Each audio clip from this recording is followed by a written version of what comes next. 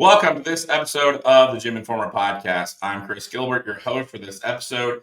And today our guest is Matt Powell, the owner of Body Evolution Gym down in Columbus, Georgia.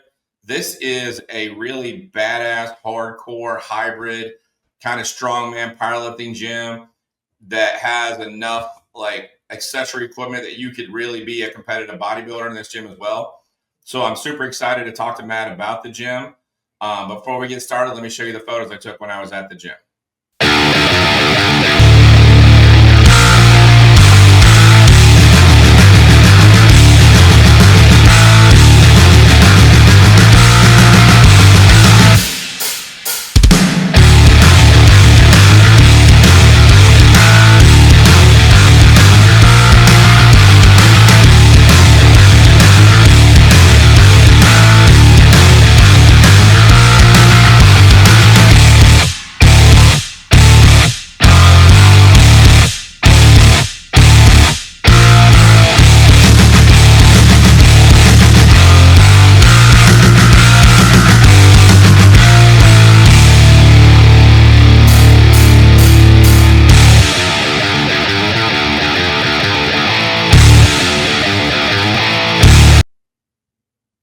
All right, Matt.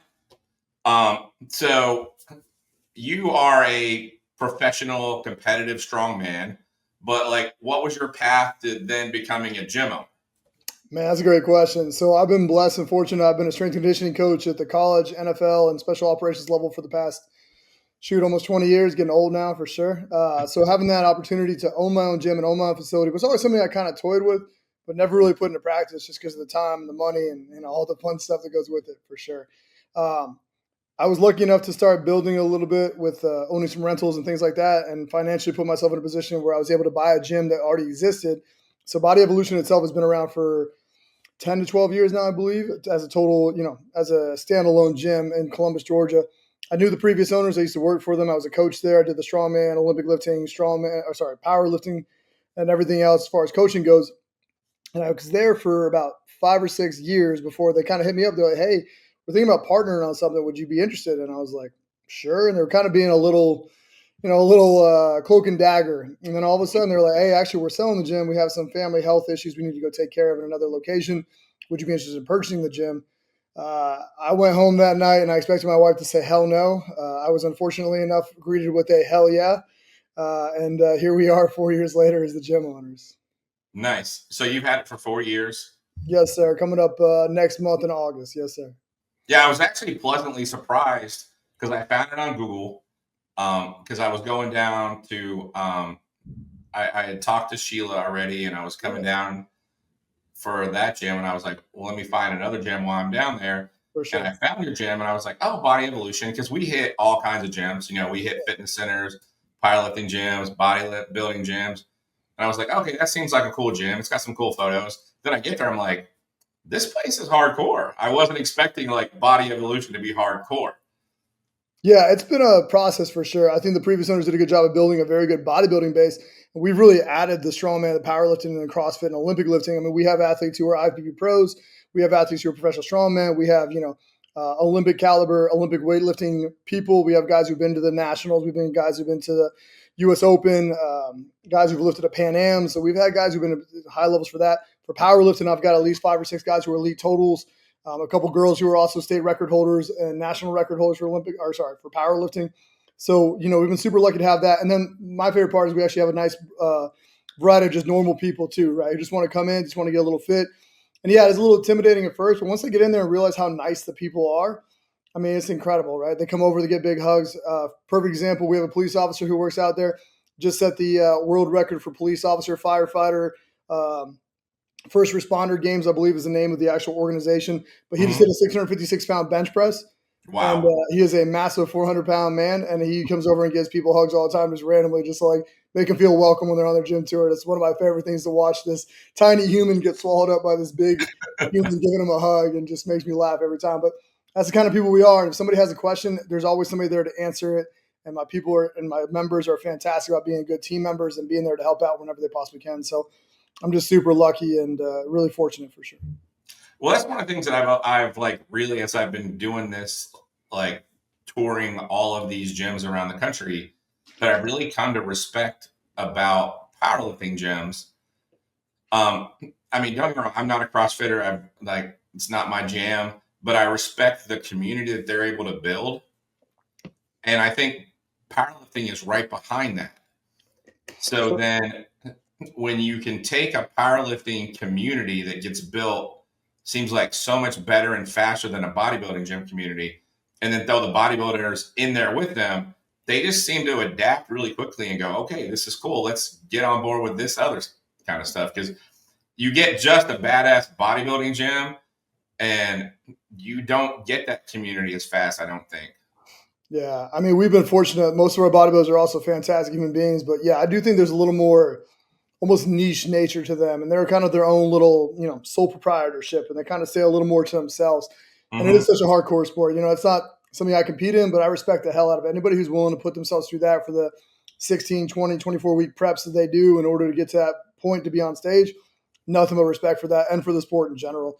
But yeah, I think, powerlifting and strongman are fun. They're definitely solo sports, right? I'm the only one up there lifting the weight when I'm up there, obviously, but the number of people behind me, the number of people who are helping me train, the number of people who are pushing me to go to the next level, that's what really makes a really good strongman powerlifting or Olympic lifting gym. And building that, like you said, is so fast. Like we've had guys come in and only been there for 6 months, and you turn around and you're like, you've been here for like 3 years, right? They're like, nah, 6 months, homie. And I'm like, oh, yeah, that's right. But it just feels like just such a part. And we see each other 3-4 days a week, right? It almost becomes like, I hate to use the cliche, it feels like a family, but sometimes it really does. And some of these guys I see just as often as I see other parts. So it's super important, and it definitely grows fast for sure. Yeah. To talk about the equipment, the gym was definitely kind of split down the middle, where you've got that giant piece of turf. Your wife actually told me that you guys had gotten that piece of turf and just kept it until you could actually use it because you knew it was going to be a great piece of turf. So you have this huge piece of turf and all of your powerlifting, strongman stuff on that side, and then all of your accessory or bodybuilding stuff on the other side. But to talk about the equipment on the bodybuilding gym side, it seemed everything in there is kind of old school. And you had a couple pieces I hadn't actually seen that Dynabody piece. I've seen it now at 2 other gyms since I saw it at your gym, but your gym was the first one I saw it at. So there was a couple pieces there I either hadn't seen before or have rarely seen. So I'm assuming you were going for that old school feel with the equipment and the vibe. Am I right on that one? Or? No, you 100% nailed it. I think my biggest thing is that I like to add pieces that are go. So actually this past week, I apologize, it was right after you left, but we just added an Arsenal strength low row, right? Like an ISO low row, one of my favorite pieces, one of my favorite back pieces I've ever been able to use. So we just added that either yesterday or 2 days ago. But we added that. And my thing is this, I go around and I look at different pieces, and obviously I'm not a bodybuilder. Like I said, that's not my specialty, but I do know a good piece of equipment. I do know that having the nice changes in angles, having the nice changes in equipment, having different brands is really important to me because, full credit to Sheila over God's Iron. They have an amazing array of equipment. It is an absolutely beautiful gym. When you walk in, you go, damn, that looks good. No question about it. They're all the red and black Arsenals, and they're fantastic. My only argument would be on the other side, and this isn't to say anything negative, is just to say having like a Dynabody next to a Hammer Strength, next to a freaking Body Master, next to whatever. And some of the young kids are like, what the hell's a Body Master, right? Right. Or even, God forbid, a Nautilus piece, right? Like an old school kidney bean shaped, chain driven Nautilus piece. Yeah. To me, having that opportunity to work on those different machines and find out what works better for you and your height and your position and your goal is so much more important than just having the exact same piece from the exact same product. Because I love the Arsenal low row, but there are pieces of Arsenal equipment I get into and I feel uncomfortable. I don't feel like I'm in the right spot. And I fall in the range of the height they're looking for. I'm in that, 5'11" or 5'9" to 6 foot range they've built most of the equipment for, right? I put one of my 6'4" strongmen in there. They're like, no, I'm not doing this, right? Same thing with their the hack squat machine that I bought a couple of years ago. It's a Dynabody pendulum squat, excuse me. And it's a beautiful piece, and I absolutely love it. But I put one of my 6'4", 6'6" dudes in there, and they're like, buddy, my quads are screaming, my knees are in pain, like I can't make this work for me. So my goal was to have as much different stuff as possible. So we got a brand new Smith machine from Matrix. We brought in the freaking low row. We brought in a couple more cable crossovers. We got a crap ton more Magnum plates and some more standard plates. So my goal every year is just to add a little bit to it and bring in a couple new pieces, bringing a couple new pieces. And then we also got a new cold tub coming in. So trying to make a big push this summer to add some cool new stuff for sure. Nice. And that's one of the things I talk about this with a lot of gym owners. It's kind of exciting, but also kind of sad at the same time, in that as a locally owned gym owner, you have to constantly update your gym. Because like somebody might join up with Big City Fitness, and 10 years from now, Big City Fitness might look the same. But if your gym looks the same next year, they'll be like, Matt doesn't care about us anymore. Right, though? That is an incredibly accurate statement. I've never had someone put it quite as bluntly as that, but it is incredibly accurate. It's funny. You'll get new equipment, and then every 6 months to 9 months, all of a sudden the members will be like, what's next? And you're like, sorry, what? And you're like, yeah, what's next? And I'm like, roger that. I'm on. And obviously in my head, I'm already thinking like, hey, I want this, I want that, I want this, I want that.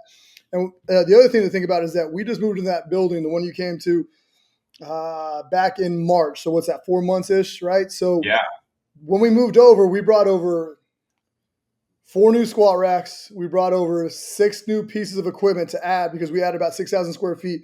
So this extra stuff that I'm talking about adding this week, these 6 or 7 new machines plus plates and everything else, that's all within a 6 month piece. You know what I mean? So right. There's a big capital outlay that obviously people who aren't in the gym industry don't care about. They want to just see nice, cool new stuff that a small gym owner or a small business owner has to think about at the same time too, right? Like, what am I going to put my money towards? What is going to bring me back my best ROI while still making sure that I, like you said, show that I care, show that the members are the most important, show the equipment's the most important. So having that balance, man, it's tough for sure. And you nailed it on the head. You said it perfectly. Like, crunch is going to look the same 6 months from now. It's probably going to be just as dirty. Same 6 years from now.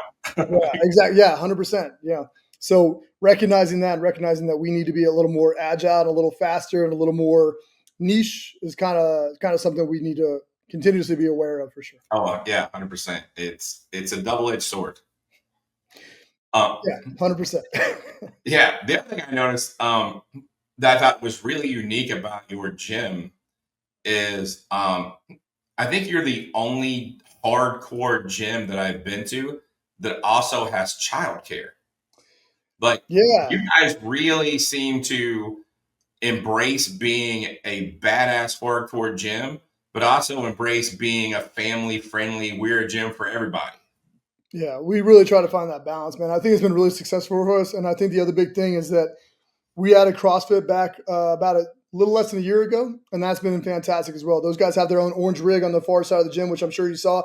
Yep. So they have their own 12 squat, 6 on each side. So 12 squat racks basically on the rig, plus all the pull-up bars, plus the ropes, plus, everything they can need for their Olympic lifting. And they have their own space, which makes it great. And then a lot of those athletes bring in their kids. And then a lot of my strongman and powerlifters bring in their kids. And then a lot of the regular gym members also bring in their kids. So to us, it was a non-negotiable. Like, we needed to find a space. And then with this new building, we were able to build in that room as we were going through and doing the renovations. So it kind of worked out perfect. Our childcare staff is fantastic, and we're super lucky with that.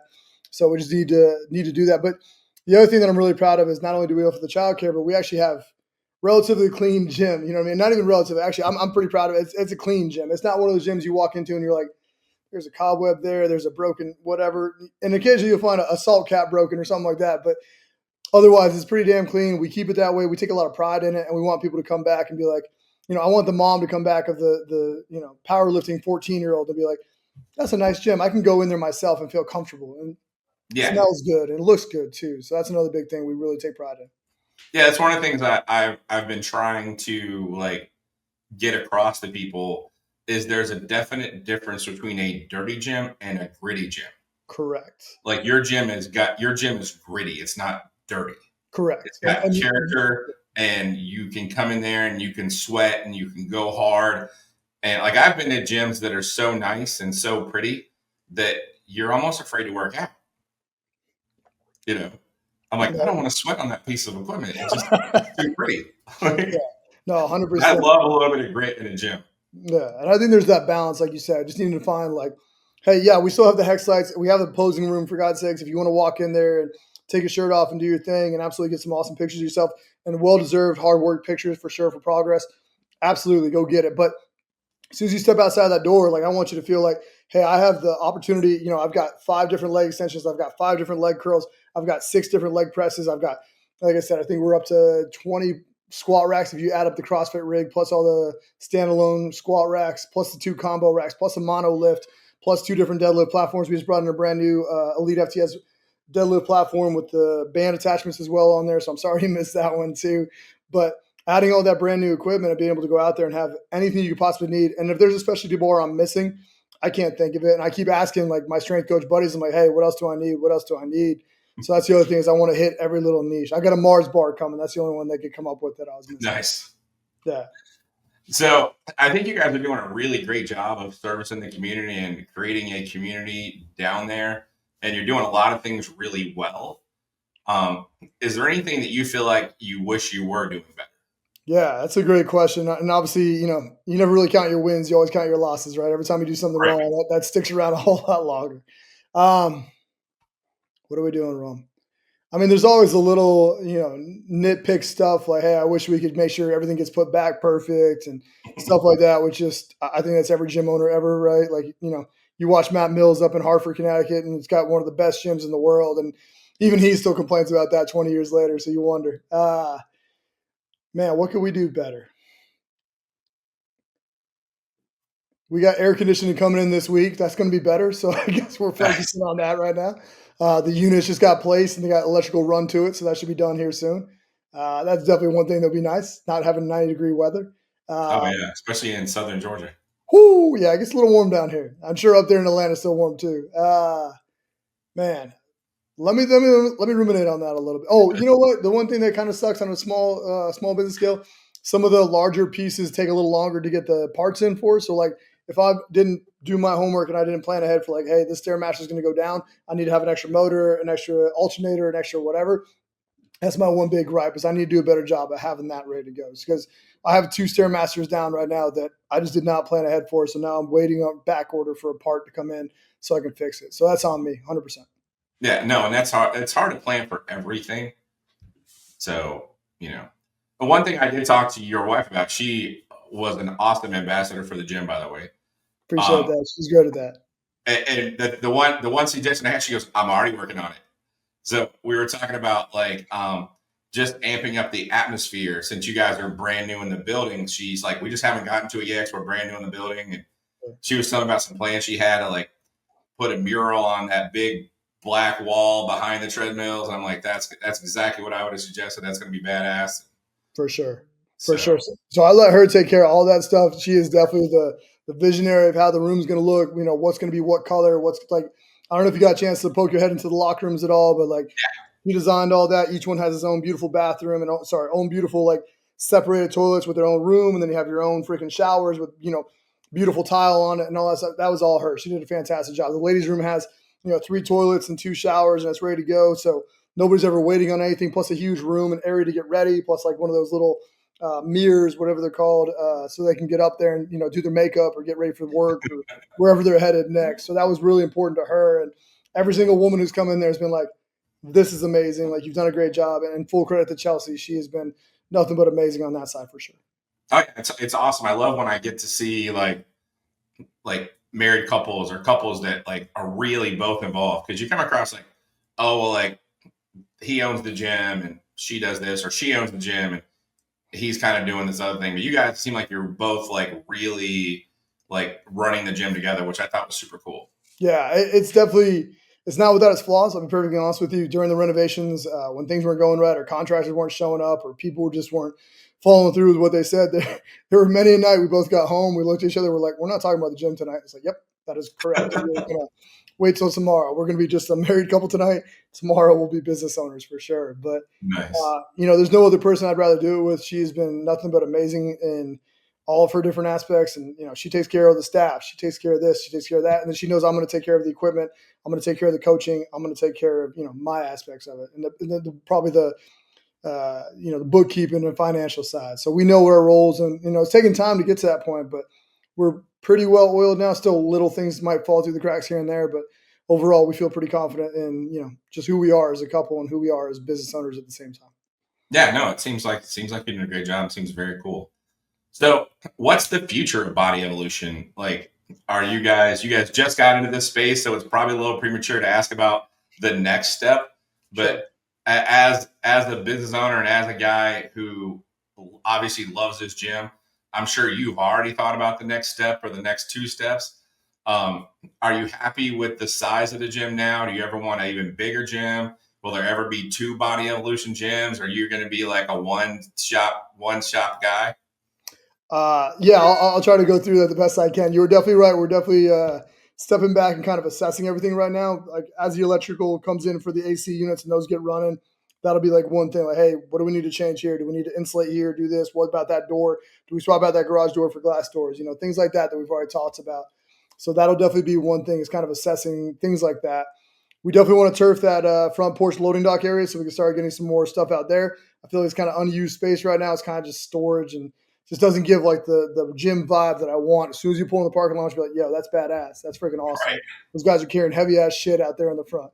Or the CrossFitters are getting after it with their stuff on the front. The rowers are out there. They're doing whatever the heck they're doing. Mm-hmm. So I definitely want to work on that. I definitely want to make the front just look a little more appealing. I think you were absolutely nailed it on the head when you and Chelsea spoke about the mural. So that'll be in the short term. As far as multiple locations, I don't think I could. I don't think I could support that right now. Maybe if one of my staff members or another person came in that was like, "Hey, I want to do this, but in this location," or "I want to," whatever. That would definitely be a conversation I would have. But it would have to be the perfect person in the perfect situation for sure. And then the other thing is, I don't know how much you looked at that side by the Strongman area, but there's a little driveway that runs all the way back to the back, and then there's a fence. I actually own another 300, 400 yards, probably a little less than that, about 200, 300 yards worth of property line that goes back to a little brook back there.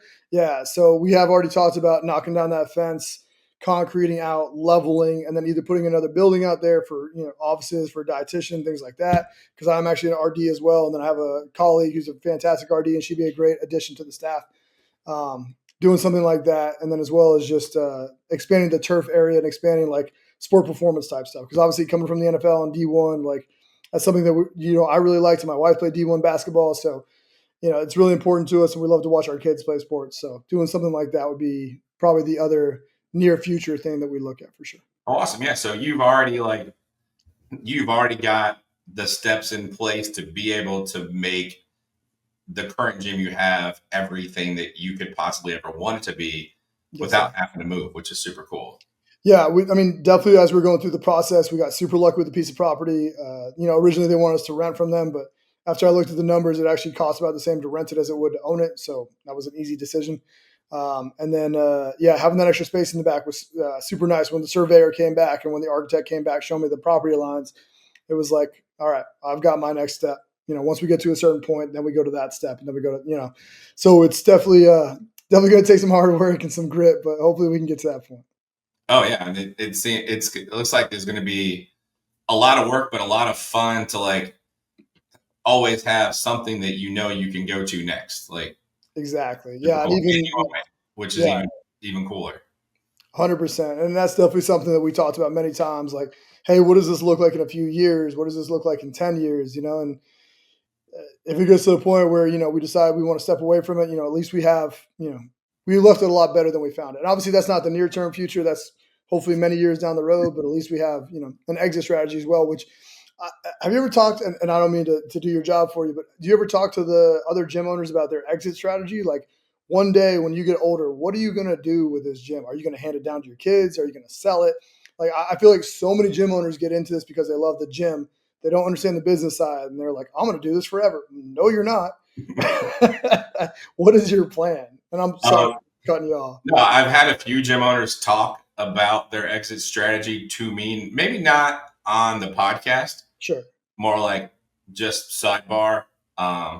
You can't do what I do without becoming friends with quite a few gym owners. And sure. Like, I love what you guys do because you're so passionate about what you do. And I always say that, there are business owners that own gyms and then there are gym owners. And, and you get what I mean. 100%. But the gym owners that I talk to, like if you're on my podcast, you're a gym owner. You're not a business owner who owns a gym. But a lot of them, like their exit strategy really is exactly what you've done is let me build my gym. Let me buy the piece of property that it's in. And then if and when I decide I can't run the gym anymore, I don't want to run the gym anymore, running the gym isn't as much fun as it used to be, or it's not a passion for me anymore, I can sell the gym and I still have the property that then I can lease to the gym I just sold. Correct. So now I've still got income coming in Yeah. while I move on to the next step. Yeah. Yeah. I was just curious how many of them had talked about that because, like I said, I won't mention any names or people, obviously, but there's so many people that have like reached out to me. Hey, congrats, whatever. Like, this is what I'm going to do. And I'm like, okay, cool. What about the back end? Like, how are you, Yeah. like, not all of us, again, going back to Matt Mills, because he's such a fantastic gym owner with such a fantastic place up there with Lightning Fitness in Hartford. Like, knowing him from grad school, like, and then we both went to University of Connecticut, and then he went on to buy his own gym and do everything he's done and being incredibly successful. And kind of watching him over the years and following him and also being coached by him, like, it was really cool to see him progress and grow. And then, he's lucky enough to be there for 20 years, but you can tell like he's getting near the end, and then he's deciding now, and he's already kind of had this plan. This is what I'm going to do, and whatever those steps are, right? But so many people just go into this and they're like, "Yeah, I don't know. I'm just going to do it for 20 years." Like, again, no, you're not. Like, very few Right. gyms are Yeah. successful Yeah. for that, and I hope they are. Like, I wish them all the best, of course, but like, you need to have an idea of what you're going to do and what it's going to be like, and what does that growth look like. And so it's just, I guess it's kind of like a old man's tale for the people watching. But just make sure if you go into this, you have all your ducks in a row and all your plans in place. So you know exactly what you want to do on the back end as well as just the front end. Yeah. Buying all the equipment's fun, and setting the turf and setting the floor is fun, but figuring all that back crap out kind of sucks. Oh yeah, totally. Do you know Matt Ledbetter up in North Carolina? He owns Kajak's gym. So I've heard of his name before. I know like the gym, and I know who he is, but I don't know him personally, if that makes sense. Yeah. Well, him and I just did an episode with him, Oh, and nice. he was talking about that. He was like, I've set my gym up in a way that it will be here forever. I'm raising my boys in the gym. When I'm gone, they're gonna keep this gym in the family. Like, he was very much like, this gym's gonna be here forever. Like, Yeah, that's awesome. And the fact that he has that plan, and he and his wife or significant other, whoever he's with, obviously kind of have that shared belief that this is what I'm going to do. It's awesome. And I'm doing the same thing, raising my kids in the gym. If they want to take it over, great. If they don't, 100% not going to put any pressure on them. But yeah, I think that's fantastic. That sounds like a great parent. Sounds like a great situation. So that's really cool for them. yeah, he's a unique guy. He's pretty cool. That's awesome. So one of the things we always ask at the kind of the end, after all, at the end of my questions is, you've had the gym for several years now. You've done a great job. It's a really cool place to work out. I'm sure you've learned a fair amount having gone through the process. Yeah. Is there a piece of advice or a couple pieces of advice that you would give to someone that's thinking about opening a gym or wants to open a gym? Yes. I think my biggest thing is like, be well-rounded. There's so many, and again, going back, and I apologize, it sounds like I'm being negative about gym owners. I'm not meaning to. So many gym owners who are so focused on the minutia of owning a gym. Like, hey, I want this piece of equipment. I want this floor. This has to be this way, or coaching must be done. Like, all that stuff's important. I will not, bad talk it or anything else. I guess I'm coming from a different perspective because I've been coaching so long that coaching is kind of just coaching, right? It's kind of like breathing for me. Like, if I'm in the middle of people and I know what they're going to be doing, I can coach anybody, anytime, anywhere. My big thing is be well-rounded. Know your numbers. Know what you need to hit. Know who the correct people are on your team that are really going to push the gym forward, right? Whether that's your gym manager, your CPA, your insurance guy, like, all those people are incredibly important. Get that team together, put all that into the correct positions to be successful before you do anything else. And the other thing about being well-rounded, if you decide you want to own your own piece of land to run your business on, make sure you know exactly what you need from a contractor standpoint, from a permit standpoint, and all of that. And find the right person to guide you on those things. Coming fresh off a brand new renovation into a new building, that was something I screwed up. I'd had plenty of experience with residential, and I tried to take residential real estate and apply it to commercial. And I did not realize how much of a learning curve there was and how many things I could possibly screw up. So I figured that out in the hot seat, as you will. So really just want to warn people about that, or caution people against that. But those are the big things, right? Make sure your CPA is on point. Make sure your gym manager is on point. Make sure you know your numbers. Learn your business and actually know the business side of it, not just we'll get a few members. Well, how many members do you need? How many protein drinks you have to sell to make that protein actually make sense for you to buy that much? Like, what does this look like? Why are you buying? Like, One other quick rant. The number of gym owners who buy T-shirts and hats and all this swag and stuff. Right, I'm wearing my little awesome Bob Schwantz made this for me. Did an amazing job. Uh, all this stuff is way more important to them than their numbers. And I'm like, what are you doing? Like, you are such a dumbass. Get your stuff straight and then use this to make an extra few hundred to a couple grand a month, which is fantastic. But this should not be your main driver. Finding new members, finding new income streams, finding new ways to market yourself. Those are all important. And then this is just, icing on the cake. So yeah. I've talked to a bunch of gym owners that use their what am I trying to blank? They're like swag or whatnot, like their gym shirts and their hats and whatnot, just as advertising. Yeah, and that's great. And that's a lot of them. Some make turn it into a pretty good profit center. Sure. And some just use it as simply, let me sell this to you for a little more than what I actually paid to get it done. So you wear it around town and you're advertising my gym everywhere you go. Dude, 100%. And Chelsea, to her credit, has done a great job in creating new designs and making things that people actually want to wear, right? A lot of gym stuff you look at, you're like, ooh, that's kind of okay, cool. Murder everything. All right, I'm not going to wear that in public. I'm not going to wear that in public. Right. So I'm not really sure what we're doing there.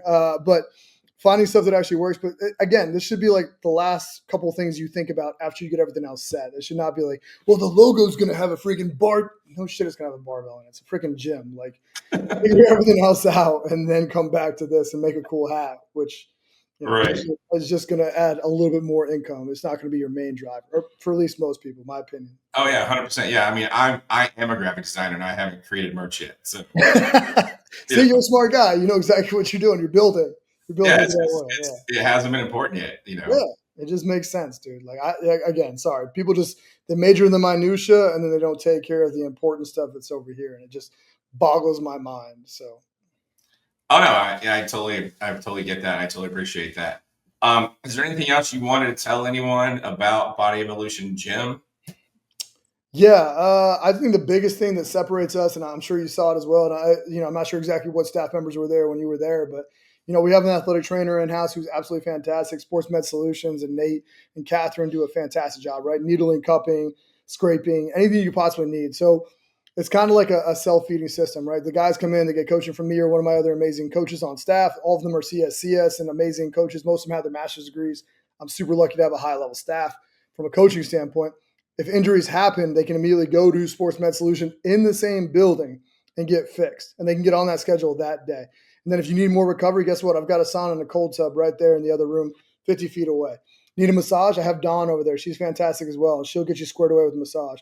So my biggest goal was to make a self-serving, a little pocket for any athlete who wants to get better, or any person who just wants to feel better, look better, be a better version of themselves. And that's something I'm really proud of. And then we're bringing in an RD besides myself. So we have now 2 registered dietitians. We also have metabolic testing coming in where guys can actually come, or guys and girls obviously can come in and get their VO2 measured at the same time, get their BMR measured. And now you can also get your calories so you can know exactly what you're eating and also your hydration status as well. So now when you're training out in the hot sun, hey, I need to be between 140 and 150 beats per minute for my zone 2. I need to be bringing this amount of salt. I need to be doing this to make myself better for my triathlon, my long endurance races, my selection prep for military personnel. So we really try to hammer all of that. We have a ton of firefighters, ton of cops, ton of soldiers. And obviously I've worked at Ranger Regiment for the past 13 years. So a lot of those guys come by and use the gym on the weekends and stuff. So, like I said, I'm just really proud of my staff. I'm proud of the cohesive unit we built, the entire human performance scene we built. And I think that's really what separates us from a lot of other places. Yeah, it's kind of cool and unique in that you're building kind of a high-end offering in a gritty old school hardcore gym. It definitely gets some looks sometimes because when they come in for Sports Med Solutions, they're like, all right. And then they see how nice people are and they see how clean it is and they see how cool it is. They're like, oh, this is actually really nice.